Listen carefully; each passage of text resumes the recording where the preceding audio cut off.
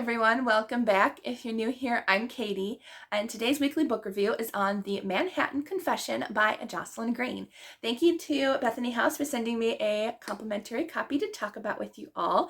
This is the third book and what I believe is the final book in this series. I can never remember the title of the series, so One a Moment on Central Park. That's what it's called. So this is the third and probably final book in the series. This was actually my favorite of the series. Each of these books follows a different character in the Natural History Museum type of area. And this one we're following a New York Historical Society librarian. And she's dedicated to preserve the history of Manhattan's history era. So she is tasked to bring in stories of local people who have stories to tell, and she'll put them in the archives for people to read. Well, she ends up taking the history of a society grand dame, Adeline King, who reveals a shocking life story.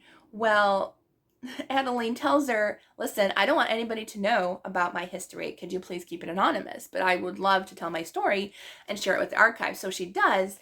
But then all of a sudden, people out of the woodwork just come and say, hey, I think I know the lady who wrote that story. I might be her son. I might be her nephew. I know this lady. And poor Ivy, which is our main character, Ivy, she says, I can't tell you anything.